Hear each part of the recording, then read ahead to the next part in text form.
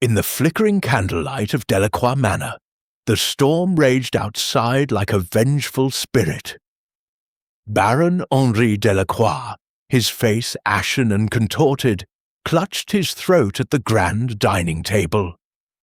"The wine! Poisoned!" he gasped, his eyes wild with accusation amid the assembled family. Glasses shattered as he collapsed, the room erupting in chaos. Whispers of inheritance hung heavy in the air, millions at stake, motives lurking in every shadow. Who among them had sealed his fate? As thunder cracked, a telegram arrived. Hercule Poirot, the famed detective, was en route. The game of death had begun. Chapter 1. The arrival at Delacroix Manor. The rain fell in relentless sheets, as though the heavens themselves mourned the passing of Baron Henri Delacroix. It drummed upon the roof of the Daimler with the insistence of 1,000 impatient fingers, blurring the world beyond the windscreen into a watercolour of greys and muted greens. Hercule Poirot sat in the back seat, impeccably attired in a charcoal overcoat and kid gloves, his patent leather shoes gleaming despite the mud-spattered journey from the railway station. His moustache, that magnificent edifice of symmetry and pride, remained undisturbed by the damp. He had cultivated it with the same meticulous care he applied to the unravelling of human deceit. The motor car lurched to a halt before the wrought-iron gates of Delacroix Manor, their spikes crowned with verdigris like ancient sentinels. Beyond lay a gravel drive that wound through skeletal oaks, their branches clawing at the storm-laden sky. The manor itself emerged from the mist like a leviathan surfacing from the deep, a sprawling edifice of weathered stone, its Gothic arches and gargoyles lending it the air of a cathedral abandoned by faith and claimed by melancholy. Ivy clung to the walls with possessive fervour, as though the house itself were being slowly devoured by time. Inspector Japp of Scotland Yard awaited beneath the porte-cochere, his mackintosh sodden, and his bowler hat clutched in one meaty fist. His face, ordinarily ruddy with the vigour of a man who preferred action to contemplation, was drawn and pale. "Poirot!" he greeted, extending a hand that trembled faintly from the cold. "Thank the stars you're here. It's a proper devil's brew inside. Family at each other's throats, servants jumping at shadows, and a corpse that won't stay quietly in its coffin." Poirot alighted with the grace of a cat, his cane tapping the wet gravel. "Mon cher Japp, you summon me always to the most exquisite chaos. Tell me, what is this talk of a corpse that refuses repose?" Japp led him beneath the shelter of the archway, where a liveried footman, tall, gaunt, and possessed of eyes that darted like minnows, relieved Poirot of his valise. "Baron Henri Delacroix," Japp began, lowering his voice as they crossed the threshold into a vaulted entrance hall that smelled of beeswax, damp stone, and something faintly metallic, dead as mutton at his own dinner table not 48 hours ago, collapsed mid-sentence, clutching his throat, eyes bulging like a landed codfish. "The wine! Poisoned!" he croaked, and then Japp mimed a dramatic collapse, nearly upsetting a suit of armour that stood sentinel beside a tapestry of medieval huntsmen. Poirot's eyes, green and luminous as a cat's in the half-light, surveyed the hall. A grand staircase swept upward in a curve of polished oak, its newel post carved into the likeness of a snarling wolf. Portraits of the Delacroix lineage glowered down, men with hawkish noses, and women with eyes like winter lakes, each face a testament to centuries of wealth, acquired through means both honourable and otherwise. A chandelier of Venetian crystal trembled in the draught, scattering prisms across the checkered marble floor. "Arsenic," Japp continued, leading Poirot toward a pair of double doors flanked by suits of armour. Confirmed by the police surgeon, enough to fell an ox. The Baron's personal glass tested positive. The decanter from which it was poured, shared by the entire table, showed only trace amounts. Someone doctored his portion alone, and with surgical precision. They entered the drawing room, a cavernous space dominated by a fireplace large enough to roast a boar. The flames within leapt and hissed, casting long shadows that danced like malevolent sprites across walls panelled in dark walnut. The air was thick with the scent of cigar smoke and the sharper tang of fear. 5 figures occupied the room, each a study in restrained hysteria. Lady Evelyn Delacroix sat upon a chaise longue of faded brocade, her black mourning gown a stark contrast to the pallor of her skin. She was perhaps 40, though grief had etched lines about her eyes that spoke of deeper sorrows than mere widowhood. Her hands, gloved in lace, twisted a handkerchief into knots. "Monsieur Poirot," she said, her voice a husky murmur that carried the faintest tremor of a French accent. Parisian, perhaps, from a youth spent in salons rather than this damp English exile. "They told me you were coming. I confess I scarcely dared hope. My husband, he was not beloved, but he was mine." Victor Delacroix, the son and heir presumptive, stood by the mantel, one hand braced against the carved chimney-piece as though it were the only thing anchoring him to sanity. He was 26, tall and broad-shouldered, with the sort of reckless handsomeness that promised both charm and ruin. His evening clothes were rumpled, his tie askew, and a faint scent of brandy clung to him like a second skin. "Beloved!" he echoed bitterly, his voice cracking like a whip. "Father was a tyrant in a silk waistcoat. He threatened to cut me off without a shilling not a fortnight ago. Debts, you see, cards, horses, the usual vices of a gentleman with too much time and too little sense." Amelia Delacroix, the daughter, perched upon a velvet stool near the window, her slight frame swathed in a gown of dove-grey silk that made her appear even younger than her 21 years. Her hair, the colour of ripe wheat, was pinned in a chignon that had begun to unravel, tendrils escaping like secrets. She clutched a string of pearls so tightly that the knuckles of her delicate hands blanched. "Papa disapproved of everything," she whispered, her voice scarce above the crackle of the fire. "My friends, my gowns, my choices." Her eyes, large and cornflower blue, flickered toward the door as though expecting some forbidden presence to materialize. Reginald Delacroix, the Baron's younger brother, lounged in a wing chair with the indolent grace of a panther at rest. He was a man of 50, lean and saturnine, with a moustache waxed to points sharp enough to draw blood. His evening dress was impeccable, his cuffs fastened with onyx links that caught the firelight. A glass of whisky dangled from his fingers, and his smile was a blade sheathed in courtesy. "Henri always did have a flair for the dramatic," he drawled, swirling the amber liquid. "Dying at his own table, accusing the wine, positively Shakespearean, though I dare say the bard would have chosen a more poetic poison. Nightshade, perhaps, or hemlock." Jenkins, the butler, stood near the door, a figure carved from shadow and starched linen.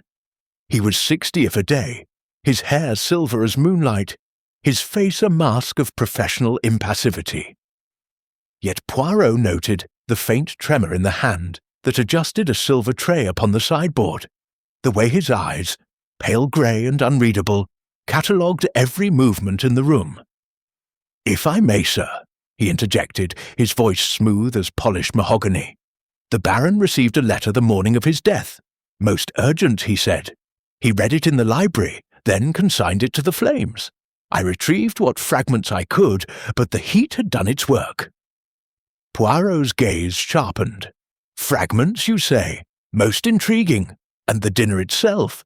Tell me of the seating, the service, the precise moment of the catastrophe. Lady Evelyn rose, her movements fluid, despite the weight of her grief. We dined at 8 as always. Henri at the head, myself at his right, Victor opposite, Amelia to my left, Reginald beside her. Jenkins served the soup, consommé de volaille, then the fish, sole meunière. The pheasant followed, with a burgundy from the cellar, a 21 vintage Henri prized. I poured the wine myself, from the decanter Jenkins had decanted earlier. Henri raised his glass to toast the family's future. Her voice caught. Then he gasped, clawed at his throat and fell face first into his plate. The glass shattered. Wine everywhere, like blood. Victor laughed, a harsh, mirthless sound. Blood indeed! Father's face turned purple as a plum.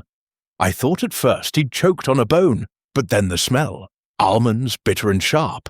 Arsenic, the doctor said later. Amelia pressed a hand to her mouth. I screamed. I couldn't help it. Jenkins tried to revive him, but it was too late. Reginald sipped his whiskey. A pity. Henri always did monopolize the conversation. I'd hoped for a quiet evening. Poirot paced before the fire, his cane tapping a measured rhythm. And after the collapse, the room's occupants, did any leave? Japp consulted his notebook. Chaos, Poirot. Lady Evelyn fainted. Young Victor here rang for the doctor. Miss Amelia ran upstairs, said she felt ill. Mr. Reginald stepped out for a cigar, or so he claims. Jenkins remained, attempting resuscitation until the local constable arrived. Poirot's eyes gleamed, most illuminating. And the decanter? Where is it now? In the dining room, under guard, Japp replied, along with the Baron's glass and the remnants of the meal. The wine in the other glasses tested clean, save for his. They proceeded to the dining room, a chamber of baronial splendor. A long table of mahogany gleamed beneath a chandelier of Waterford crystal. The chairs were upholstered in crimson velvet, one still bearing the imprint of the Baron's final slump. A faint stain marred the damask cloth where the wine had spilled. The decanter stood upon a silver tray, its ruby contents catching the light like liquid garnets. Poirot lifted it, swirling gently. Exquisite. And the cork? Jenkins produced it from his pocket, encased in a linen handkerchief. Intact, sir. No sign of tampering. Poirot examined the cork, then the decanter's neck. Yet the poison entered somehow. A syringe, perhaps, injected through the cork? Or earlier in the cellar? He set the decanter down and turned to the assembled family. Mesdames et messieurs, the truth resides in the details. Let us reconstruct the evening with precision. He positioned them as they had been. Lady Evelyn at the sideboard decanting, Victor passing plates, Amelia serving dessert, Reginald toasting, Jenkins hovering. The reenactment proceeded in tense silence, each movement scrutinized. Poirot noted the tremor in Lady Evelyn's hand as she poured, the way Victor's eyes darted to his father's glass, the fleeting shadow that crossed Amelia's face when Reginald raised his toast. As the clock struck 10, a scream pierced the air, high, keening, unmistakably feminine. It emanated from the upper floors. The family froze. Jenkins paled. That would be the East Wing, sir, the Baroness's suite. Poirot's moustache twitched. Quickly, mes amis. The game, it appears, is not yet concluded. They ascended the grand staircase, the scream echoing again closer now. At the top, a door stood ajar, light spilling into the corridor like blood from a wound. Inside, a maid stood trembling, pointing at a portrait upon the wall. the Baron's likeness painted in oils, stared down with eyes that seemed to follow them. But where the canvas had depicted a stern visage, a crimson gash now marred the throat, as though an invisible blade had struck. Beneath the portrait upon the carpet lay a single white feather, stained with what appeared to be fresh blood. Poirot knelt, his gloved fingers hovering above the feather. Most curious, the Baron is dead, yet his portrait bleeds. Someone wishes us to believe in ghosts, perhaps, or in vengeance from beyond the grave. Lady Evelyn swayed, clutching Victor's arm. Amelia whimpered. Reginald's smile faltered. Jenkins stared at the feather as though it were a serpent. Outside, the storm raged on, thunder rolling like the laughter of malevolent gods. Poirot rose, his eyes alight with the thrill of the chase. The manor holds its secrets close, but Hercule Poirot is not so easily deceived. Let the inquest begin. Chapter 2. The Poisoned Chalice.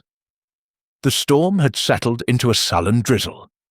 By the time Hercule Poirot returned to the dining room, the scream and the bleeding portrait still echoing in the corridors of his mind like a discordant chord.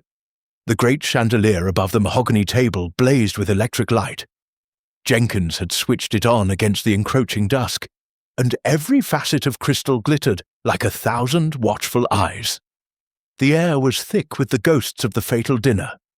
The faint, cloying sweetness of pheasant fat congealing on silver platters, the sharper bite of spilled burgundy, and beneath it all, the almond-bitter whisper of arsenic that lingered like a curse.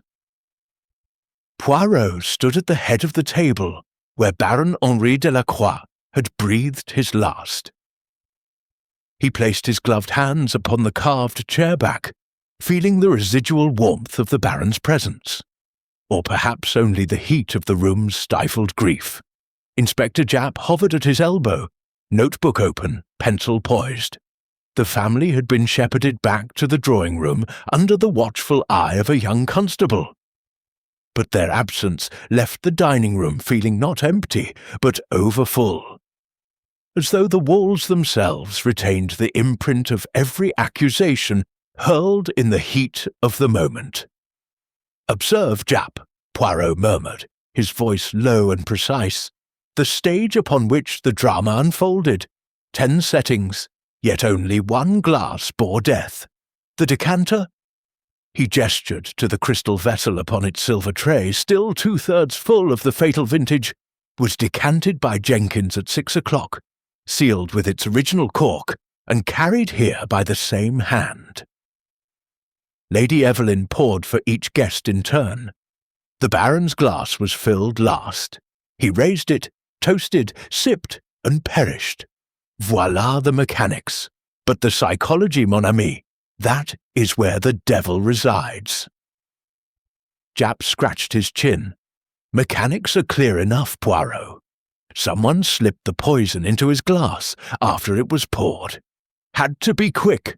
Family, all watching like hawks. But how? And who had the chance?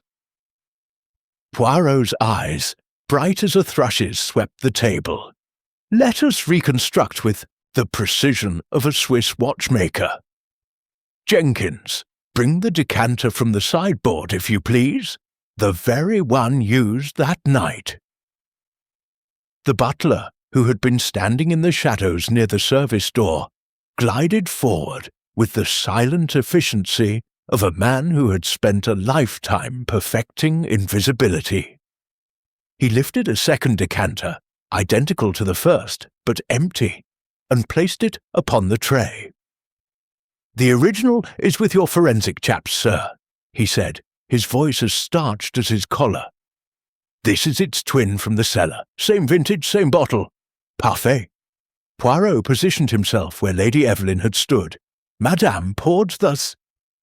He mimed the tilt of the decanter, the glug of wine into crystal. Victor passed the bread. Amelia served the pheasant. Reginald raised his glass in toast. The Baron drank. Now, Japp, you shall be the Baron. Japp, with a sigh that suggested he'd rather be chasing pickpockets in Whitechapel, took the Baron's chair. Poirot poured an imaginary measure into an imaginary glass. "Santé," he declared, then watched Japp mime the sip. "And now, death." Japp clutched his throat with theatrical gusto and slumped forward, forehead striking the table with a thud that set the crystal ringing. Poirot clapped once, sharply. "Excellent! Note the timing. From pour to sip, perhaps 30 seconds. In that interval, the poison must enter the glass. But how, when every eye was upon the toast?" He circled the table like a prowling cat, cane-tapping. "The decanter itself, clean save for trace arsenic on the inner lip. The glass, only the Baron's bore lethal dose. The cork, intact. Yet arsenic is not a gas. It does not materialize from thin air. Someone introduced it deliberately. A powder sprinkled, a liquid injected, a tablet dissolved." Jenkins cleared his throat. "If I may, sir, there was a moment of distraction. Just before the toast, Master Victor spilled the salt cellar. Quite the commotion, Lady Evelyn scolded him.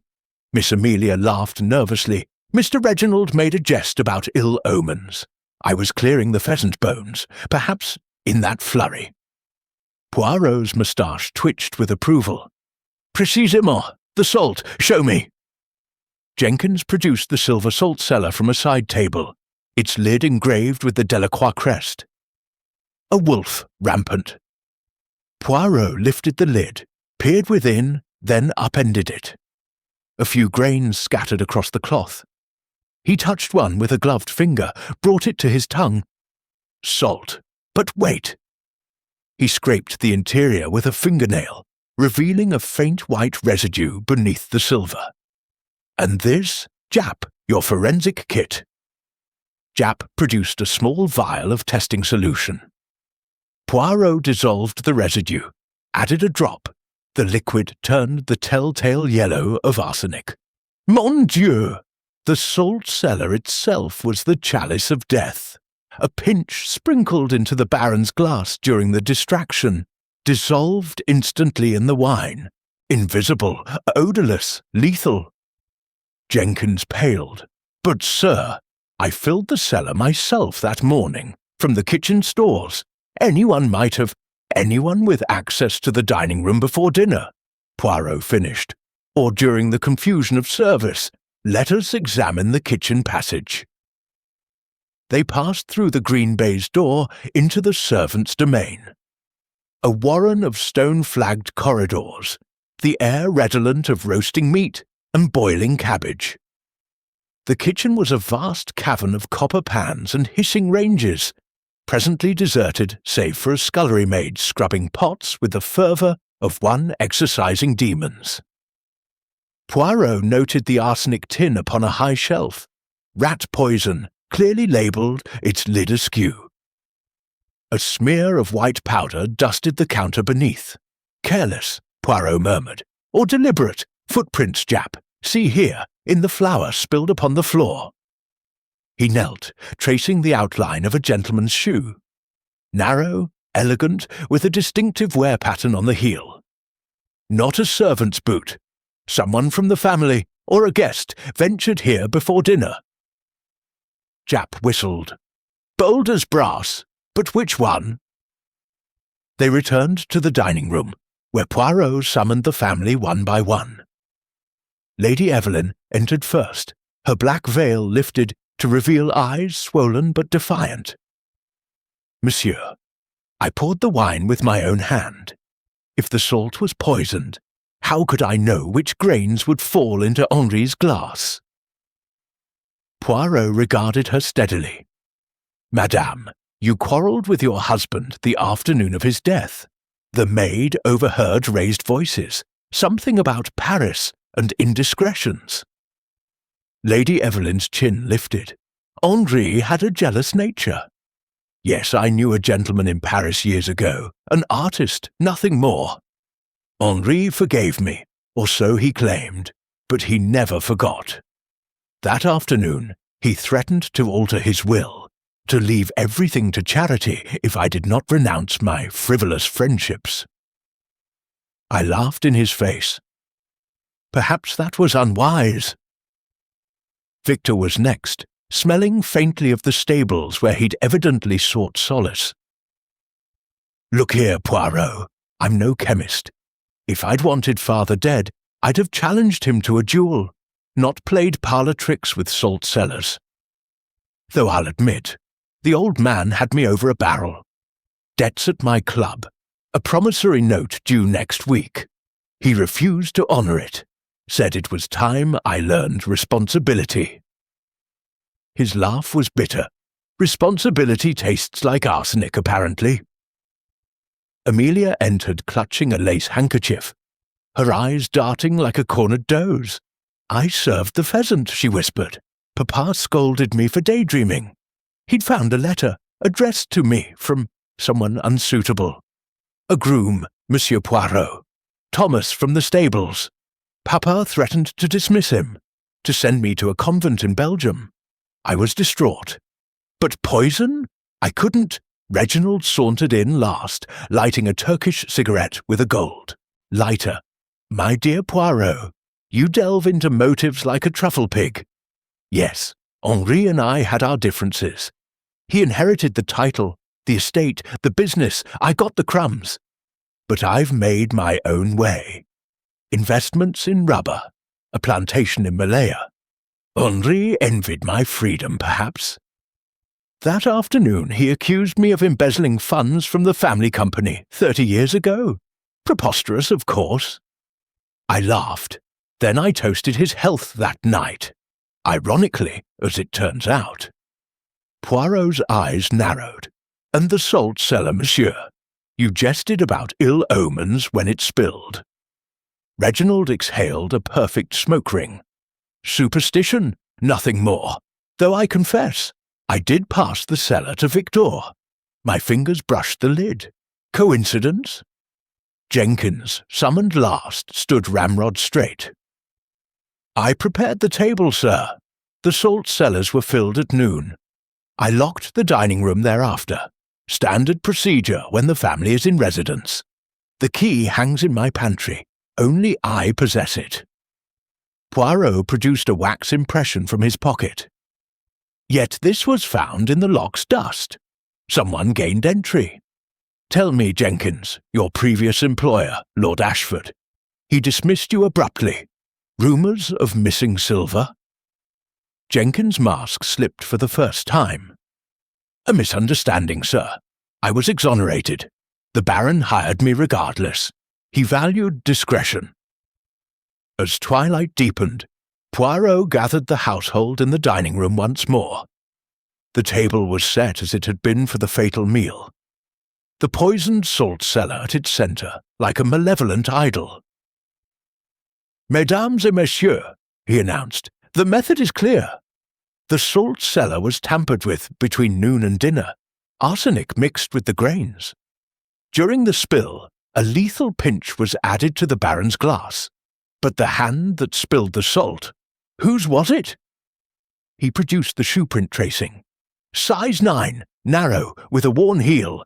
Reginald's evening pumps I observed earlier, and the wax impression, taken from a key in Victor's possession, perhaps to frame another.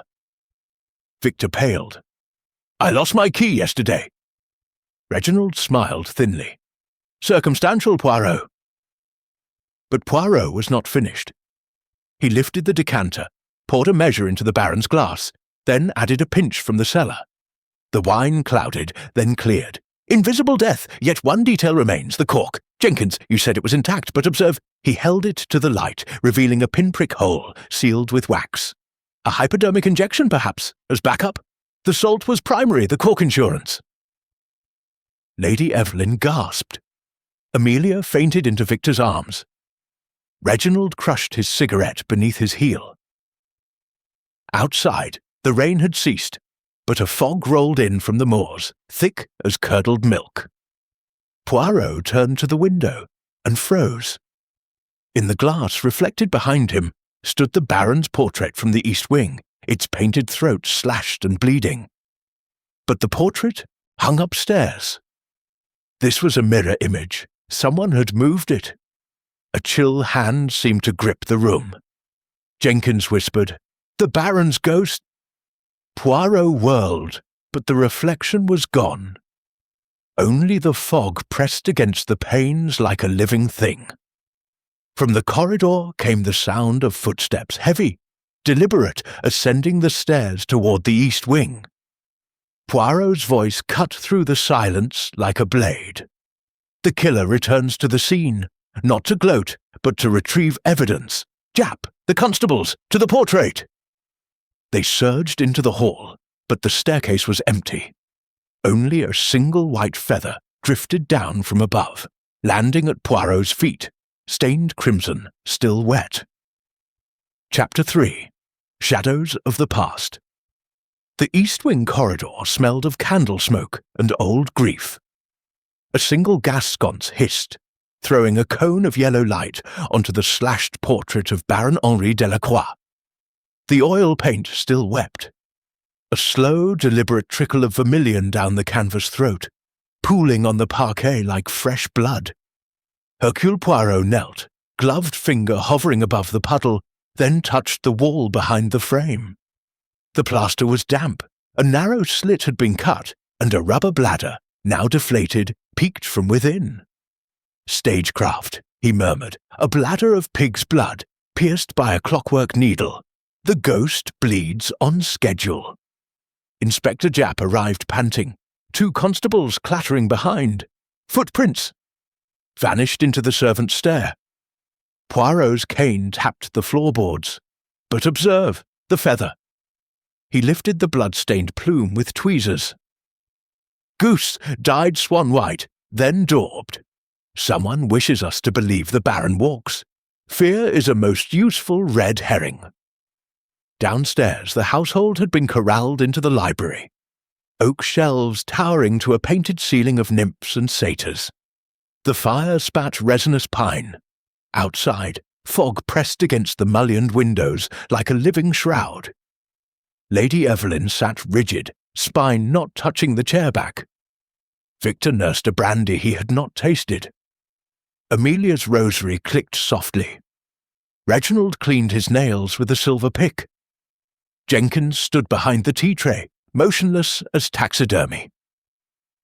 Poirot entered last, closing the double doors with a soft click that sounded, in the hush, like a coffin lid. "Mesdames et messieurs, the past is a shadow that lengthens with every lie. Tonight we shorten it." He placed the feather on the blotter. Item 1. The bleeding portrait, child's play for anyone with access to the East Wing. Item 2. The Baron's journal. From his breast pocket, he drew a small Morocco volume, its lock snapped by Japp's penknife. "Recovered from the master bedroom safe. Listen." He read in his precise, lightly accented voice. 15th March. Evelyn's letters from Paris intercepted. Again, the painter signs only L. I will not be cuckolded under my own roof. 22th April. Victor's IOUs total 4,700. The boy gambles, with money he has not yet inherited. 3 May. Amelia seen with the groom Thomas at the summer house. Disgrace. Till May. Reginald demands the Malaya shares be returned. He forgets I hold the proof of his embezzlement in Odor 9. Poirot closed the book. 4 motives, each sharpened to a stiletto. Lady Evelyn's laugh was brittle. Henri spied on us all. Those pages are venom, not truth. Yet truth enough, Poirot countered. Madame, you spent the afternoon of the murder in the conservatory, alone. With the orchids, I needed air. Victor set down his glass. I was at the stables until 6. Ask Thomas. Amelia flushed crimson. I walked the rose garden, alone. Reginald examined his cuffs. I took the motor to the village. The garage ledger will confirm. Jenkins inclined his head. I was in the pantry, polishing the Argyle service. Poirot's smile was wintry. Alibis are like pie crust, made to be broken. Let us test them. He led them, single file, to the conservatory. Moonlight silvered the glass roof. The air was humid, heavy with night-blooming jasmine.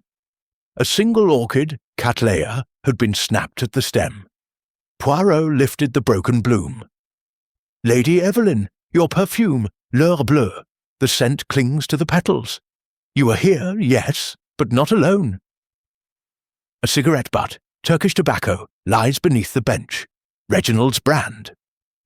Reginald's eyebrow arched. "I lend my cigarettes freely." Next, the stables. The head groom, Thomas, a broad, shy young man with Amelia's ribbon tied clandestinely round his wrist, confirmed Victor's presence until 6. "But Miss Amelia slipped in at 5:30, sir. Gave me this." He produced a locket. Inside, a miniature of the girl. Said to keep it safe. Amelia's gasp was a small, wounded sound. The village garage. Reginald's signature in the ledger, 5:47 p.m. But the mechanic remembered him arriving in a hired Daimler, not the family Rolls. Said his own motor had a flat. Odd, sir. Tyres were pristine. Finally, the pantry. The Argyle service gleamed in its velvet niches, yet one fish slice bore a thumbprint in fresh graphite. Poirot compared it to Jenkins's inked thumb on a card. No match. But the graphite matched the ledgers in the estate office, where Reginald had been seen by the housekeeper at 4 o'clock, looking for old share certificates. Back in the library, Poirot arranged the broken orchid, the locket, the garage ledger, the fish slice upon the table like evidence in a trial. Observe the tapestry of deceit. Lady Evelyn meets her lover, perhaps the mysterious L, in the conservatory, witnessed by Reginald, who later blackmails her silence. Victor covers for Amelia's tryst with Thomas, providing mutual alibis.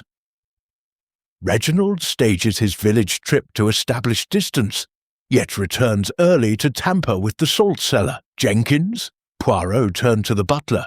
"You saw something, non? A glimpse in a mirror? A shadow in the pantry?" Jenkins' composure cracked like thin ice. "At 6:15, sir. Mr. Reginald in the dining room, alone. He opened the salt cellar, closed it quick when he heard my step.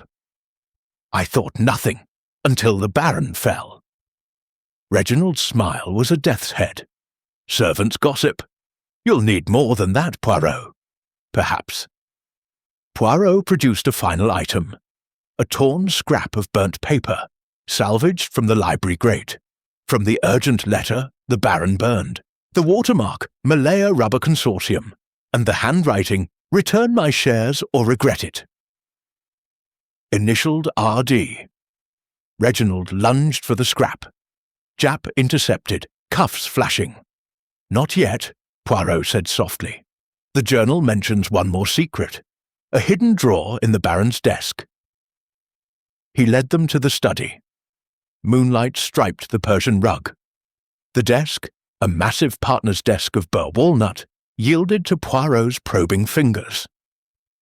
A panel slid aside, revealing a bundle of love letters tied with faded ribbon. Addressed not to Evelyn, but to Reginald's late wife Celeste, signed H.D. in the Baron's bold script. "Celeste took her own life in 09, Poirot said. "The inquest said despair, but these letters, passion, betrayal, a promise of divorce that never came. Reginald discovered them last month. Revenge, 30 years in the fermenting." Reginald's face was stone. "You cannot prove I poisoned him." "Proof is a mosaic," Poirot replied. "Each tile small, yet the picture complete. The salt cellar, the forged alibi, the letters, the bloodied portrait to terrify the household into confusion. But one tile remains." He opened the desk's central drawer. Inside lay a small crystal vial, empty, labelled arsenic trioxide. Reginald's monogram engraved upon the stopper. The room was silent save for the ticking of the ormolu clock. Amelia began to sob. Victor stared at his uncle as though seeing a stranger. Lady Evelyn closed her eyes. From the corridor came the sudden, unmistakable sound of a window smashing downstairs, glass raining like hail. Poirot's voice cut the silence. "The accomplice flees! Jap, quickly!" Chapter 4. Alibis Unravel. The crash of glass detonated through the manor like a gunshot. Poirot was already moving, cane rapping the floorboards in staccato urgency. Jap thundered behind, revolver drawn. They burst into the entrance hall as the front door slammed wide, fog billowing inward like theatrical smoke. A figure in a dark cloak sprinted across the gravel, swallowed by the night before the constables could give chase. "Too late," Jap growled, holstering his weapon. "But footprints in the wet. Size 8, woman's heel. Someone inside helped Reginald." Poirot's eyes glittered.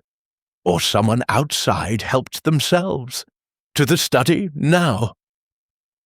The study window gaped, curtains flapping. Shards glittered on the turkey rug. The safe behind the portrait of a bewigged Delacroix ancestor stood open, empty. Papers lay strewn like fallen leaves. Poirot knelt, noting a single pearl earring caught in the fringe.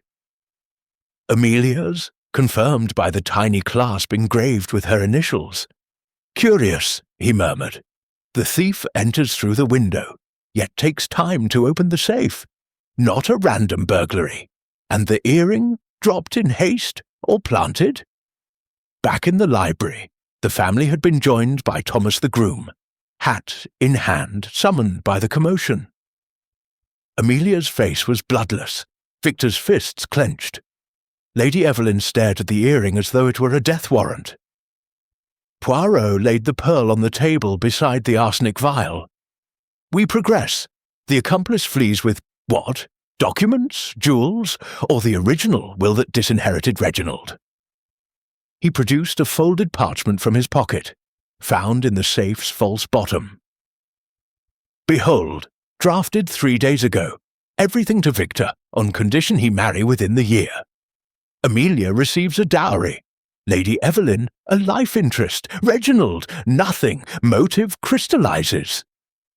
Victor's voice cracked. "Father never told me." "Because he feared your reaction," Poirot said. "And yours, monsieur." He turned to Reginald, now flanked by constables. "You learned of the change. You forged the village alibi. You paid Thomas to create the ghostly disturbances. Blood, feathers, smashed windows, to keep us chasing phantoms while you searched for this will." Thomas flushed. "He gave me £10 to rig the portrait bladder and break the window tonight. Said it was a prank on the family. I swear I knew nothing of poison." Amelia rounded on him. "You took his money and left that earring, you coward!"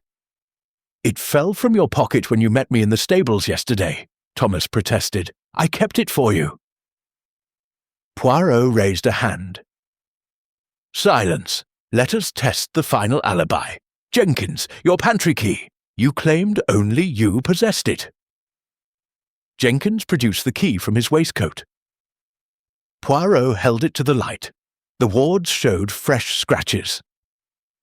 "Filed recently, and in the dining room lock, corresponding marks. Someone borrowed it, made an impression, returned it before you noticed." He turned to Victor. "You lost your key yesterday, you said. Yet the locksmith in the village has no record of a duplicate. Curious." Victor's bravado crumbled. I lent it to Amelia. She wanted to search Father's desk for her letters." Amelia nodded miserably. "I found the new will. I was going to burn it, save us all. But someone struck me from behind. When I woke, the safe was open, the will gone. Struck." Poirot examined her scalp. A faint bruise bloomed beneath the hairline. "Administered with the butt of this." He lifted a brass paperweight shaped like a wolf's head. The Delacroix crest. Fingerprints, Amelia's own, and a partial thumb. Reginald's. Reginald sneered. "Convenient. You'll hang an innocent man on prints and pearls?" "No," Poirot said. "On logic. The salt cellar was tampered with between noon and 6. Only 4 people entered the dining room then. Jenkins to lay the table, Lady Evelyn to arrange flowers, Victor to leave his betting slips in father's place-setting as a taunt, and you, Reginald, to fetch a book from the library. The housekeeper saw you linger by the table. You opened the salt cellar, mixed in the arsenic from your vial, closed it. Later, you spilled it deliberately during the toast. Your hand passed over the Baron's glass. The pinprick in the cork? A blind, in case the salt failed. He produced a final exhibit, a scrap of Turkish cigarette paper caught in the salt cellar's hinge. Your brand again, careless. Lady Evelyn spoke for the first time, voice steady. Henri kept a second vial in the safe. For the rats in the cellar, Reginald must have stolen it weeks ago. Poirot nodded. The theft tonight was to retrieve the original will and destroy it, restoring the old one that favoured him. But Amelia interrupted. You struck her, took the draught, fled through the window, Thomas providing the diversion. Reginald's composure shattered. You'll never prove intent. Intent? Poirot's smile was winter. The journal records your wife Celeste's suicide note, found in the same safe. Henri promised me everything, then cast me aside. You kept it all these years. When the new will emerged, the past became unbearable. Poison was not impulse. It was retribution 30 years in the making. He signalled Jap. The cuffs clicked shut. Reginald lunged, but the constables held firm. As he was dragged away, his final glare fell on Victor. You'll squander it all, boy, just like your father said. The library door closed behind them. Silence pooled, thick as the fog outside. Poirot turned to the remaining family. The case is not yet closed. One thread dangles. He lifted the pearl earring. This was torn from Amelia's ear during the struggle. Yet the clasp is intact. Someone removed it deliberately, perhaps to frame her, perhaps to silence her. Amelia touched her earlobe. A tiny scab marked where the post had torn free. I felt nothing. I was unconscious. Precisely. Poirot's gaze swept the room, lingering on Lady Evelyn's gloved hands. Madame, you wear no jewels tonight. Yet earlier in the conservatory, I noted a matching pearl on your cuff, caught in the lace. You were in the study after Amelia fell. You took the earring, planted it later to cast suspicion on her elopement with Thomas. Why? Lady Evelyn's poise fractured. Because if Amelia ran away, the estate would be entangled in scandal. Henri's will required Victor to marry respectably. I needed time to forge a third will. Poirot produced a sheet from his pocket. Blank parchment, watermarked with the Delacroix crest, aged with tea. Found in your writing desk, beside the sealing wax. You plan to reinstate yourself as sole heir, using Reginald's arrest as cover.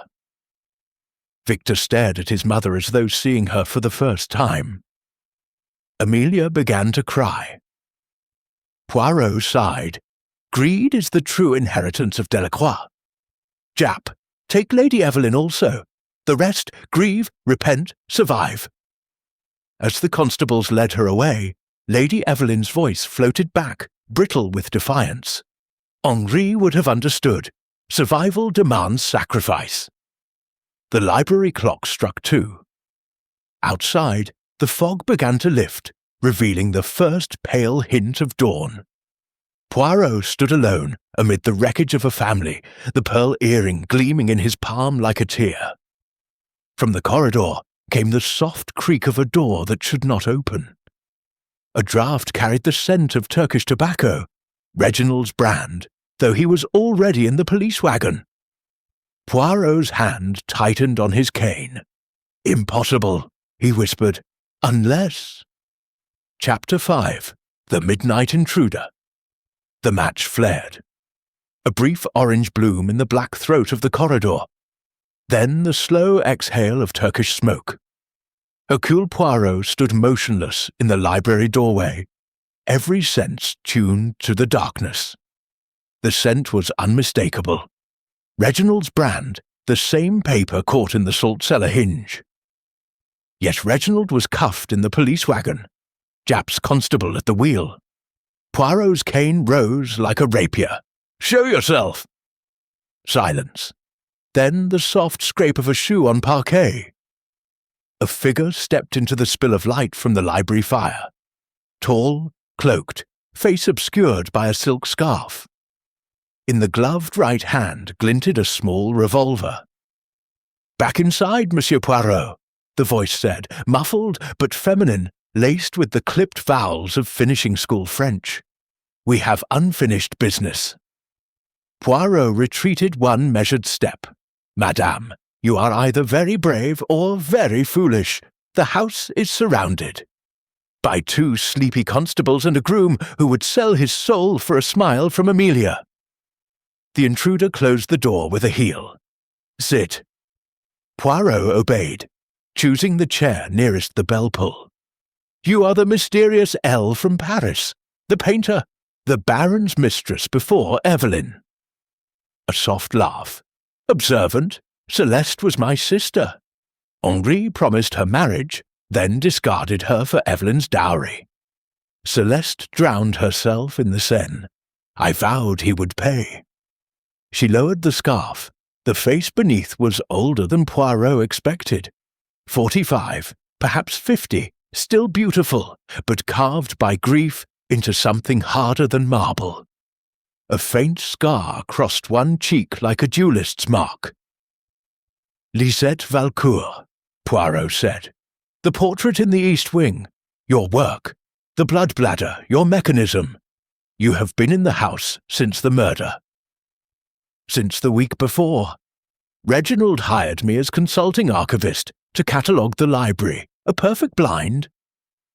She produced a folded document from her cloak, the missing draft will. "He promised me half the estate if I destroyed this and framed Evelyn. But Reginald is a fool. He thinks vengeance is a ledger to be balanced. I prefer poetry." She tossed the will into the fire. Flames licked the parchment, curling it black. Poirot's fingers brushed the bell-pull. "And the arsenic?" "Reginald's vial. I watched him mix it into the salt. I could have stopped him, should have. But Henri's death was only the overture. The finale is the ruin of every Delacroix." She levelled the revolver. "Stand! We are going to the cellar." Poirot rose slowly. "To the rat poison? Another murder will not bring Celeste back. No, to the wine cellar, the 21 Burgundy, Henri's pride. I have laced every bottle with the same arsenic. At dawn, the family will toast the reading of the restored will. All of them, a symphony of justice." They moved through the sleeping house. Lisette's gun at Poirot's spine. The servant's stair creaked beneath their weight. In the kitchen, the scullery maid slept curled on a pallet. Lisette stepped over her without a sound. The cellar door yawned, stone steps descending into darkness, thick with the scent of cork and tannin. Poirot counted paces. 12 to the bottom. He spoke to keep her talking. "You staged the midnight intruder, smashed the study window, planted Amelia's earring, but why the bloodied portrait?" "To keep them terrified and confined. Fear makes people stupid." She flicked a switch. A single bulb glowed, illuminating racks of dusty bottles. "Kneel." Poirot knelt among the cobwebs. "You underestimate the little grey cells, mademoiselle. Japp is not asleep. He is in the stables with Thomas, waiting for your signal, the flare you plan to fire from the roof." Lisette's eyes narrowed. "Bluff? Non. Observe." Poirot tilted his head, but no sound came. Instead, the bulb flickered once, twice. Morse, Japp's code. Lisette spun, but too late. The cellar door slammed. Bolts shot home. Japp's voice boomed through the wood. "Armed police! Drop the weapon!" Lisette fired. The bullet ricocheted off stone, showering sparks. Poirot lunged, cane hooking her ankle.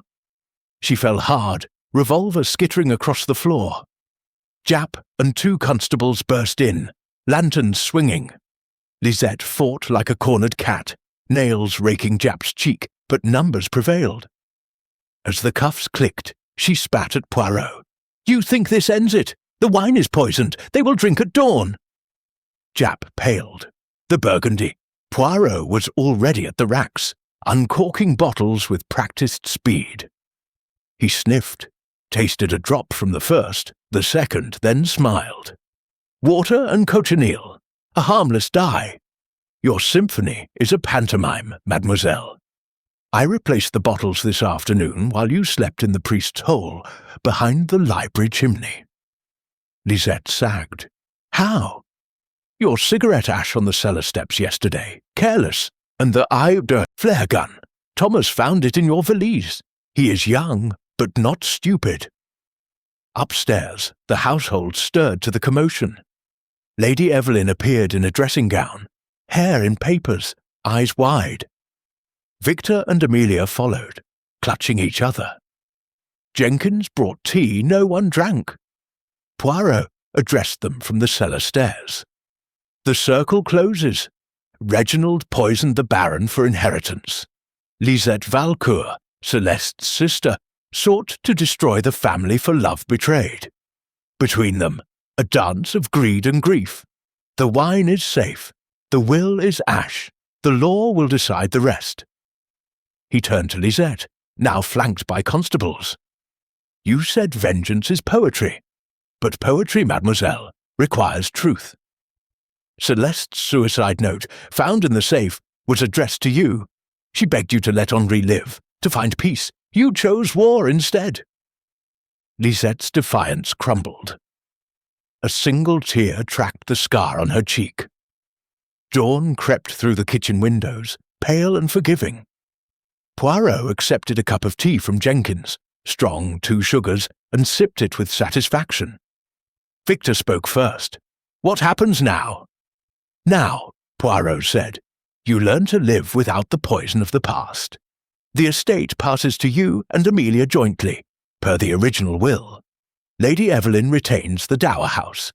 Reginald and Lisette face the assizes, and I," he set the cup down, "I return to London. My train leaves at 9. Amelia approached shyly. "Monsieur, may Thomas stay as head groom?" Poirot's smile was gentle. "Love is the only inheritance worth keeping, mademoiselle. Guard it well." As the police wagons crunched away down the gravel, Poirot paused at the front door. The fog had lifted entirely. The moors glittered with frost under a lemon sky. He inhaled the clean, cold air, then noticed something caught in the ivy beside the porte-cochere. A single white feather unstained. He plucked it free, twirled it between gloved fingers. "Curious," he murmured, "a loose end." From the upper window Jenkins watched, expression unreadable. The feather had come from the pillow in his own room, slashed the night before, stuffing scattered to mimic the ghostly visitations. A final flourish Lisette had not ordered. Poirot tucked the feather into his breast pocket. Some mysteries, he reflected, were better left to the wind. Chapter 6. Layers of Deception. The Daimler had barely cleared the gates when the engine coughed, shuddered, and died. Poirot's driver swore under his breath, climbed out, and lifted the bonnet. Steam hissed like a kettle. "Radiator hose," he called. "Burst clean through. We'll need the village garage." Poirot stepped onto the frost-rimed lane, cane tapping the verge. The manor crouched behind him, windows winking gold in the low sun. Something nagged at the edge of his mind, a discord in the resolution he had pronounced so neatly in the cellar. The white feather unstained, the perfect symmetry of, Lisette's confession. Too perfect, perhaps. He turned back. "We walk. The little grey cells require exercise." They reached the manor as the church clock struck 8. Jenkins met them at the door, face grey. "Sir, you must come. Lady Evelyn, she is gone." The dower house, A modest Queen Anne cottage half a mile through the park stood silent. The front door yawned. Inside, drawers hung open, a valise lay half-packed on the bed. A single sheet of cream notepaper rested on the dressing table, weighted by a pearl brooch. Evelyn's.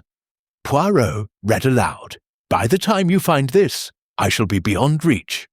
The police will call it flight. Call it what you will. Henri's blood is on all our hands. I go to spare the children further shame. Tell Victor the Malaya shares are in the false bottom of the music box. Tell Amelia, forgive me." E. Japp arrived with constables, boots crunching frost. "Train to London leaves in 20 minutes. She'll be on it." Poirot shook his head. "Non. Observe, the ink is fresh, but the nib scratch is old. Written hours ago, perhaps before dawn. And the valise? Silk stockings, but no shoes. A woman does not flee in slippers." He lifted the music box from the mantel. Walnut, inlaid with mother of pearl. The false bottom slid aside to reveal a thick packet of share certificates. Malaya Rubber Consortium, made out to Victor. Beneath lay a second document, a codicil to the original will signed by Henri, witnessed by Jenkins and the village solicitor. It restored Evelyn's life interest and granted Amelia an immediate trust of $10,000, enough to marry whom she chose. "Curious," Poirot murmured. "Lady Evelyn did not flee, she was taken." Back at the manor, Victor and Amelia waited in the morning room, faces blotched with sleepless dread. Thomas hovered by the door, cap in hand. Poirot laid the codicil on the table. "Your mother secured your futures last night, then vanished. Someone wished to prevent this document reaching the solicitor." Victor's voice cracked. "Reginald is in custody. Lisette, too. Yet the net widens." Poirot produced the unstained feather. "This came from Jenkins' pillow, slashed to mimic Lisette's ghostly theatrics, but Lisette used goose down. Died. This is Ida, rare, expensive, from the Baron's own bed." Jenkins summoned, paled. I found the pillow torn yesterday, sir. Thought it was the ghost." "Or you tore it yourself," Poirot said softly, "to cast suspicion on Lisette after she confessed. You were the Baron's confidant for 15 years. You witnessed the codicil. You knew where the Malaya shares were hidden, and you," he turned to Thomas, "you carried messages between Evelyn and the village solicitor at dawn. Someone intercepted you." Thomas flushed. "A man on horseback, masked. Knocked me cold. Took the envelope." Poirot's eyes gleamed. "The third player. Not greed, not vengeance, preservation. The Delacroix fortune is built on rubber, but the plantation was acquired by fraud in 1909. Reginald embezzled, yes, but Henri covered it with forged deeds. Exposure would ruin the estate, the title, everything. Someone wished the codicil destroyed. Evelyn silenced, the past buried." He led them to the library. The fireplace still held ashes of the draught while Lisette burned. Poirot raked them carefully, revealing a corner uncharred. A wax seal, impressed with the Delacroix wolf. This seal was applied after the fire began. Melted wax dripped onto the document to fake its destruction. The real draft will was substituted. Lady Evelyn discovered the switch. She confronted the forger at dawn, hence the staged flight. Victor stared. "Who?" Poirot opened the French doors to the terrace. Frost glittered on the balustrade. A single set of footprints led to the rose garden, small, neat, a woman's. But beside them, deeper impressions. A man's riding boot, heel worn on the outside. "Two conspirators," Poirot said. "One to abduct, one to forge. The rider was the muscle. The forger walked to avoid suspicion." They followed the prince to the summer house, a folly half swallowed by ivy. Inside the air was cold and close. Lady Evelyn lay bound on a chaise, gagged with her own scarf, eyes wide with fury. Beside her, unconscious, lay the village solicitor, bound similarly, a bruise blooming on his temple. Victor freed his mother while Japp untied the solicitor. Evelyn's voice was hoarse. It was Jenkins. He came at dawn with tea, drugged. Said he'd take me to the train. Then the rider, masked, struck the solicitor when he arrived with the codicil. They planned to burn us with the summer house. Arson to hide murder. Jenkins, cornered in the doorway, produced a derringer. The family name must survive. Henri's fraud, Reginald's embezzlement. If the codicil surfaced, the courts would seize everything. I acted for the house. Poirot stepped forward, cane raised. You acted for yourself. The Malaya shares, transferred to your nominee company last month. You forged the draft will to disinherit Victor, then staged Evelyn's flight to buy time. The rider, your nephew, the undergamekeeper, paid in promises. Jenkins's hand trembled. Prove it! Poirot produced the music box lid. Inside, a hidden compartment held a second seal, identical to the one on the burnt will, but with a tiny flaw in the wolf's eye. Your seal, monsieur. The flaw matches, and the eider feather, plucked from the Baron's pillow the night he died, kept as a trophy of your loyalty. Jenkins lunged. Japp disarmed him with a rugby tackle. The derringer skittered across the floor. As constables hauled him away, Jenkins spat. The house will fall anyway. The fraud will be judged in open court, Poirot finished. But the innocent will not pay for the guilty. The codicil stands. Victor inherits cleanly. Amelia weds her groom. Lady Evelyn lives. Evelyn embraced her children, tears freezing on her cheeks. The solicitor, revived with brandy, confirmed the codicil's legality. Poirot stood at the summer-house door, watching smoke from the manor chimneys rise into a sky now clear and sharp as cut glass. The frost was melting. Rooks wheeled overhead. Victor approached. You knew Jenkins from the start? Suspected. The perfect butler is too perfect. He served the house, yes, but the house was his god. When gods demand blood, even butlers obey. Amelia, arm linked with Thomas, asked shyly, Will you stay for the wedding, monsieur? Poirot smiled. Alas, another train awaits, but send me a slice of cake. Love, like justice, must be sweetened. He turned to leave, then paused. From the rose arbor came the soft thud of something falling. A single white rose, frost-bitten, lay on the path. Its petals were edged with crimson, not blood, but the natural pigment of a rare hybrid. Poirot picked it up, twirled it. Nature's final deception. Even in winter, the rose bleeds. He tucked it into his buttonhole and walked toward the gate, the Daimler now repaired and waiting. Behind him, the manor stood bathed in pale sunlight, secrets exhumed, future uncertain but alive. At the gate, he met Japp, puffing on a pipe. All tidy, Poirot? Tidy as a French knot, though one thread remains. He produced the unstained feather. Jenkins denied slashing his own pillow. Someone else scattered Ida that night, someone who wished us to look at ghosts instead of ledgers. Japp frowned. Who? Poirot's eyes twinkled. The one person who benefited from every diversion. Who inherited if Victor and Amelia were ruined, if Evelyn fled, if the fraud was buried. The one who never left the house. He glanced back. In an upper window, a curtain twitched. A pale face, Amelia's, vanished. Some mysteries, Poirot said softly, are best left to bloom in their own time. The Daimler pulled away. The rose in his buttonhole shed a single crimson petal onto the frost, where it melted like a tear. Chapter 7. The Second Attempt. The laugh floated after Poirot like a silk ribbon in the wind. He paused at the gate, one gloved hand on the Daimler's door. The rose petal had melted. The feather in his pocket felt suddenly heavy. "Stop the car," he ordered. The driver braked.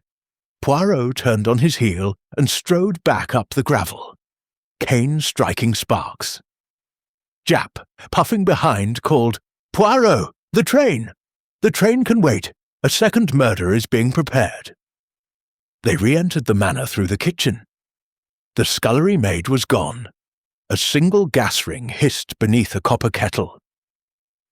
On the table lay a tray, teapot, 3 cups, a plate of shortbread. Steam curled from the spout like a question mark. Poirot lifted the lid. The aroma was Darjeeling, delicate, expensive, yet beneath it the faint almond ghost of arsenic. Mon Dieu, the toast to the restored will. Someone still intends it. He carried the tray himself, Jap at his heels, and burst into the morning room. Victor stood by the window, a cup already at his lips. Amelia poured for Thomas. Lady Evelyn, pale but composed, held the 3rd cup. "Arrêtez!" Poirot's voice cracked like a whip. Victor froze. The cup trembled. Tea slopped onto the carpet. Poirot set the tray on the table, removed a small vial from his pocket, silver, monogrammed J, and tipped a drop into each cup. The liquid turned pale yellow, then deepened to amber. Arsenic! Enough for 3 deaths and 1 convenient suicide note. Amelia's cup slipped from her fingers, shattering. "But Jenkins is in custody." "Jenkins prepared the tea," Poirot said, "yet someone stronger willed him. Someone who knew the codicil would ruin them." He turned to Lady Evelyn. "Madame, you wrote the flight note, yes, but not to flee. To lure us away while the real poison was served." Evelyn's eyes widened. "Absurd. I was bound in the summer-house. Bound with your own scarf, which you could have loosened at any moment. The solicitor's bruise, self-inflicted with the paperweight after you knocked him unconscious. You needed us to believe Jenkins acted alone."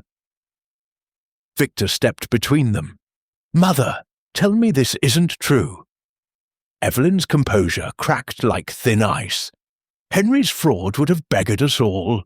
The courts would seize everything. I forged the codicil to buy time to sell the Malaya shares, spirit the money to Switzerland. Victor would never have agreed. Amelia's marriage to a groom would have scandalized the buyers. They had to drink." She moved with astonishing speed, snatching the derringer Jenkins had dropped earlier from the mantel. Jap lunged. She fired wide, plaster exploding. Thomas tackled her. The gun skittered across the floor. Poirot retrieved it calmly. 3 bullets fired, madame. 1 in the cellar, 1 in the summer-house, 1 now. A neat accounting. Evelyn sagged in Thomas's grip. Henri destroyed Celeste, ruined Reginald, crushed the children with his contempt. I endured 20 years of it. When he changed the will, I saw my chance. Jenkins was my tool. He adored the house more than any of us. Lisette was a gift. Her vengeance masked mine. Amelia began to sob. Victor's face was stone. Poirot addressed them gently. Your mother arranged every diversion. The bloodied portrait, the slashed pillow, the midnight rider, her own footman paid in promises. She poisoned the tea this morning while Jenkins was in the pantry, then staged her abduction to provide alibi. The laugh I heard, it was relief. She believed the poison served, the evidence burned, the family silenced. He produced the unstained feather. This came from the Baron's pillow the night he died. You kept it, madame, as a memento of your triumph. You scattered the eider to mimic Lisette's goose down, to keep us chasing ghosts. Evelyn's defiance returned. Prove it. Poirot opened the teapot. Inside, wrapped in gauze, lay a second silver vial. Empty, monogrammed ED. Your initials, madame. The arsenic you purchased in London last month, under the name of your maid. The chemist remembered the veil, the French accent. Jap snapped cuffs on her wrists. Lady Evelyn Delacroix, I arrest you for the murder of Baron Henri Delacroix and the attempted murders of your children. As she was led away, Evelyn looked back once. Tell them, Poirot. Tell them Henri's empire was rotten. I only hastened the fall. The morning room was silent save for Amelia's quiet weeping. Victor stared at the shattered cup, tea staining the carpet like dried blood. Poirot placed a hand on his shoulder. The empire can be rebuilt, monsieur. Honestly this time. The Malaya shares are yours, untainted. The fraud will be settled in court. The innocent will keep what is theirs. He turned to Amelia and Thomas. Marry quickly, in the village church. Let love be the first brick of the new Delacroix. Outside, the sun climbed higher, melting the last frost. The constable's wagon crunched away, carrying Evelyn to join Reginald, Lisette, and Jenkins in the cells. Poirot accepted a fresh cup of tea, brewed by Thomas under Jap's watchful eye, and sipped it with satisfaction. Victor found his voice. You knew it was mother. Suspected when the laugh carried on the wind. A mother's triumph is distinct, but proof required the second attempt. Poisoners always return to the well. Amelia dried her eyes. What happens to the house? It breathes, Poirot said. For the first time in a century, it breathes free of lies. He set the cup down, adjusted his hat, and walked to the door. On the threshold he paused, drawing the crimson-edged rose from his buttonhole. A single petal detached, drifting to the carpet beside the tea stain. Some stains, he murmured, wash out with time. Others become part of the pattern. The Daimler waited, engine purring. Poirot climbed in, the feather and the rose petal side by side in his breast pocket. As the car rolled down the drive, the manor's windows caught the sun like eyes finally opened. From the rose arbor, a fresh bloom nodded in the breeze, white, perfect, unstained. Chapter 8. Gathering Storm. The Daimler had not yet reached the first bend in the drive when Poirot rapped the glass. Stop again. The driver obeyed, puzzled. Poirot stepped out, eyes fixed on the manor's east wing. The upper window, third from the left, reflected the morning sun like a blank, accusing eye. The shadow had vanished, but the cord still hung in the air of his mind, unresolved. Jap joined him, coat flapping. Poirot! The case is closed. 4 in custody. Poison traced, motives confessed. Let the courts finish it. No. Poirot's voice was soft steel.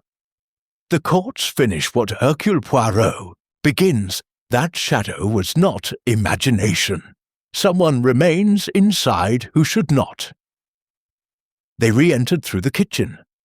The scullery maid was back, scrubbing the copper pans with unnecessary violence. She did not look up. Poirot led Jap upstairs, cane silent on the runner. The east wing corridor smelled of cold stone and candle wax. The slashed portrait had been removed. Only a pale rectangle on the wallpaper marked its absence. Poirot stopped at the third window. The latch was freshly scratched. He opened it. A silk rope, fine, strong, the kind used for curtain ties, dangled to the gravel below. Someone left after we departed, he said, and returned the same way. The rope was cut and retied to look unused. Jap whistled. But who? The family is in the morning room. Thomas is with Amelia. The staff are not all accounted for. They moved swiftly to the servants' stair. At the top, a narrow door stood ajar, the old nursery, long disused. Inside, dust sheets shrouded rocking horses, and a doll's house the size of a small cottage. Poirot lifted a sheet. Beneath lay a leather portmanteau, monogrammed VD, Victor's. It was open. Inside, a man's evening cloak, a false beard, a passport in the name of Victor Delacroix, but bearing a photograph of a stranger, older, heavier, with a scar across the left cheek. Japp stared. Victor's double, or Victor himself preparing flight, but observe. Poirot held up a railway timetable. London to Southampton, then Cunard to New York. Departure tomorrow. He planned to vanish with the Malaya shares, leaving Amelia to face the fraud alone. A floorboard creaked behind them. Victor stood in the doorway, face bloodless. "You're wrong. That's not mine." Poirot's smile was gentle. "Then why are your cufflinks in the pocket? And why does the beard match the fibres caught in the summer-house ivy, where you struck the solicitor?" Victor's hand went to his wrist, bare. The onyx links were missing. I lent the portmanteau to Thomas," he stammered. "He needed clothes for the wedding trip." "Thomas wears a size 10 boot," Poirot said. "The footprints on the terrace were 9.5. Yours, monsieur. You staged the abduction with your mother, then planned to betray her. The codicil was genuine, but you forged a second, cutting Amelia out entirely. You paid Lisette to burn the real draft, Jenkins to poison the tea, and your mother to take the blame. When I returned, you climbed back in to destroy the evidence." Victor backed away. "You can't prove—" Poirot produced the silk rope. "Your mother's curtain ties, monogrammed ED. You used them to descend, then retied them to frame her further. But the knot is a sailor's hitch. Learn it on your yachting trips, not in a lady's boudoir." Victor bolted. Japp tackled him on the landing. The struggle was brief. Victor was strong, but panic made him clumsy. As constables hauled him upright, Amelia appeared at the foot of the stairs, Thomas beside her. Her eyes were dry now, ancient. "You were going to leave me with nothing," she said, "after everything." Victor's laugh was broken. "Father taught me. Take what you can before it's taken from you." Poirot descended slowly. "Your father taught greed. I teach consequence." He turned to Amelia. "The estate is yours alone now. The codicil stands. Victor forfeits all. Marry your groom. Sell the Malaya shares. Rebuild honestly. The house is cleansed." Amelia nodded, chin high. Thomas took her hand. In the entrance hall, Poirot gathered the remnants. Victor's passport, the forged codicil, the silk rope. He laid them on the console table beside the white rose he had plucked earlier. "One final deception," he said. "The laugh on the wind, it was yours, mademoiselle. You saw Victor climb back in. You let him dig his own grave." Amelia met his gaze. "I wanted him to confess. For mother. For all of us." Poirot inclined his head. "Justice served, though the blade was yours." Japp clapped cuffs on Victor. "Another for the wagon. The assizes will be busy." As Victor was led out, he looked back once. "Tell them I was the only honest one. I admitted what I wanted." The door closed. Silence settled, thick and clean. Poirot adjusted his hat. "The storm gathers, then breaks. The manor stands in sunlight at last." He stepped into the Daimler. The driver started the engine. As they rolled past the gatehouse, Poirot glanced in the wing mirror. Amelia and Thomas stood on the steps, arms linked. Behind them, the manor's windows blazed with reflected sky. No shadows now. The white rose lay on the seat beside him. One petal detached, fluttered to the floor. Poirot smiled. Some storms leave the garden richer. The car turned onto the main road. In the distance, the church bell tolled 9. His train.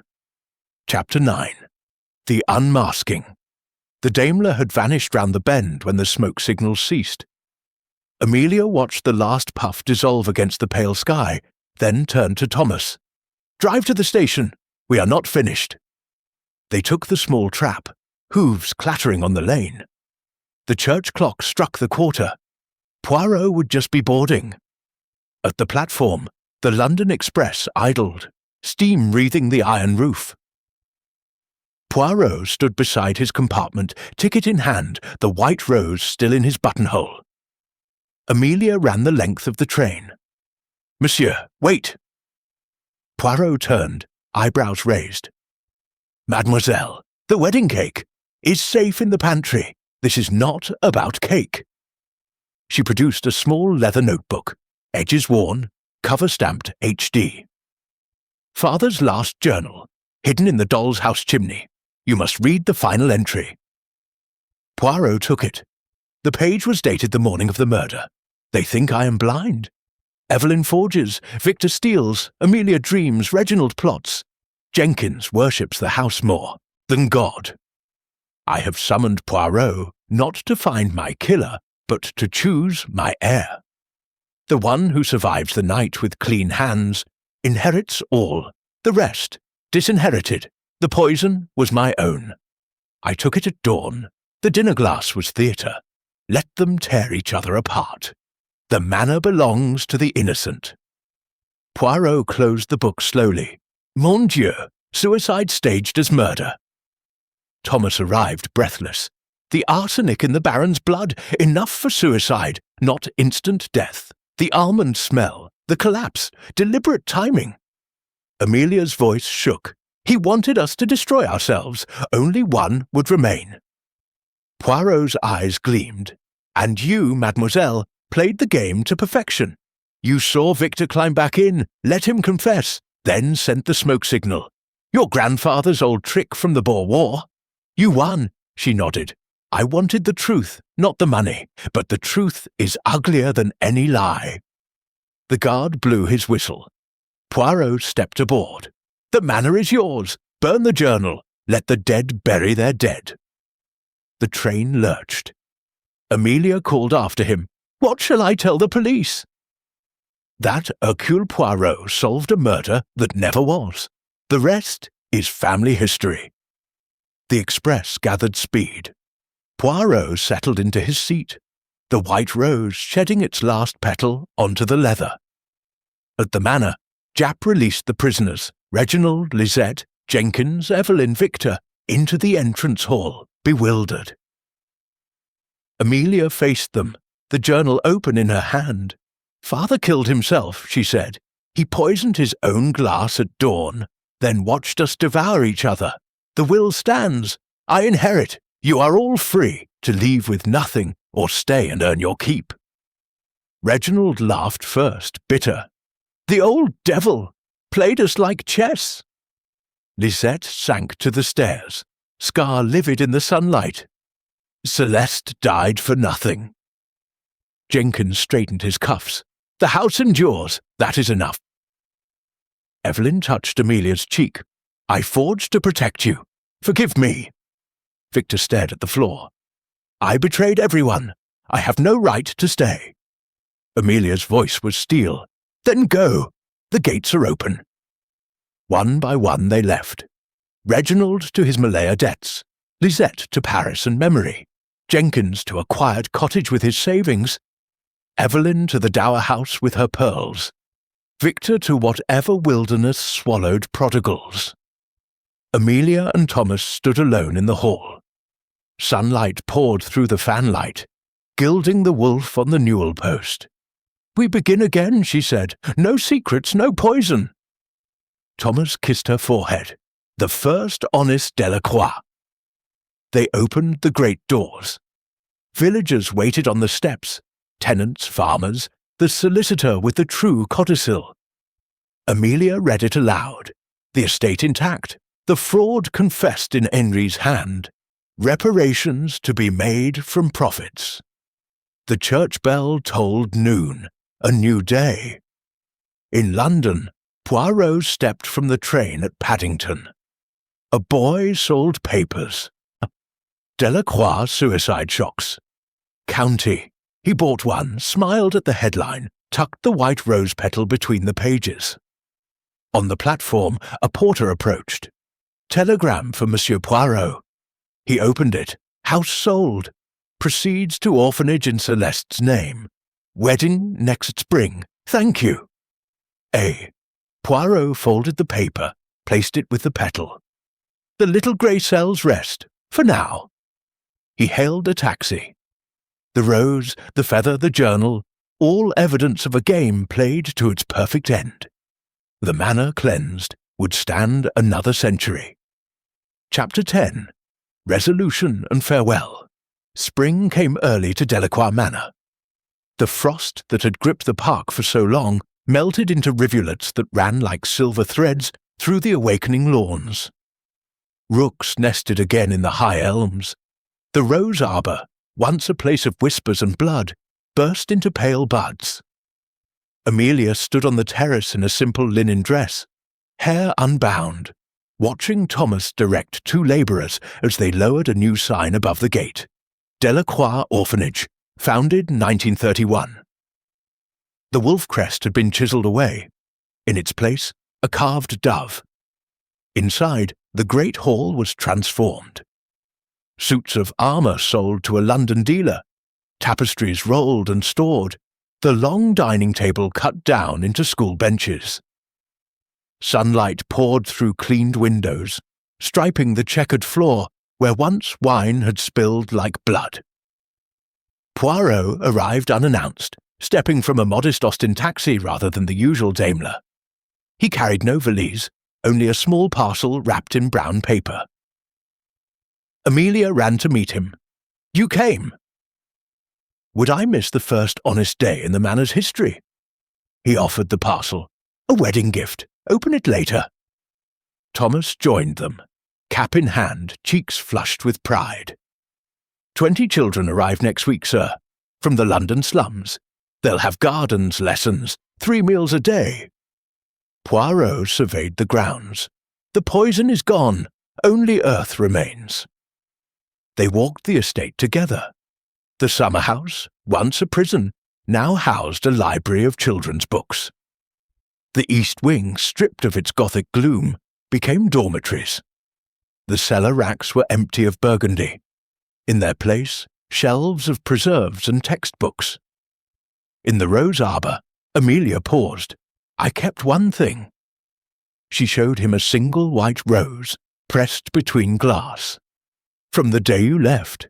No crimson edge, just truth." Poirot smiled. Some stains become part of the pattern. Others fade.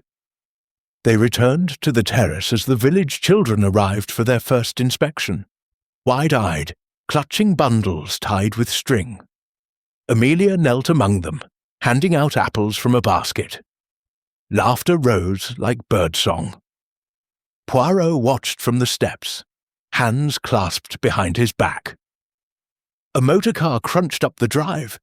Jap, stepping out with a grin and a bottle of champagne. "Thought I'd toast the new regime. Scotland Yard's closed the file. Suicide, no prosecution. The Baron's confession sealed.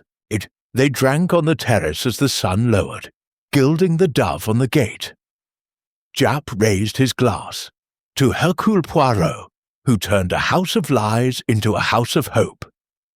Poirot inclined his head to Amelia, who chose mercy over inheritance. Night fell. The children were settled in their dormitories. Thomas locked the gates. Amelia led Poirot to the library, now a common room with bright cushions and a gramophone. On the mantel sat the parcel, still unopened. "May I?" she asked. He nodded. Inside, a small silver frame containing the pressed white rose petal from his train journey, and beneath it, a photograph. Poirot, moustache immaculate, standing beside the orphanage sign. On the back, in his neat hand, "For the day truth bloomed." H.P. Amelia's eyes filled. "You kept it all this time." "Evidence," he said softly, "of a perfect resolution." They stepped onto the terrace one last time. The moon hung full and low, silvering the lawns. Somewhere, a nightingale began to sing. Poirot adjusted his hat. My taxi waits. London calls." Amelia embraced him. "Will you visit?" "Every spring," he promised, "to see the roses." Thomas shook his hand. "You gave us a future, sir. You gave it to yourselves." The taxi's headlamps cut twin paths through the dark. As it turned onto the lane, Poirot looked back. Amelia and Thomas stood arm in arm beneath the new sign, the manor behind them no longer a tomb but a lantern. He opened his window. The night air carried the scent of turned earth and distant rain. In his pocket, the last white feather, unstained, unblooded, rested beside the telegram from months ago. He drew it out, let the breeze take it. It spiraled upward, caught the moonlight, and vanished among the stars. The taxi gathered speed. Poirot leaned back, eyes half closed, the faint smile of a man who had seen justice bloom from the ashes of deceit. Behind him, the manor's windows glowed warm and steady. Ahead, the road unrolled like a promise kept.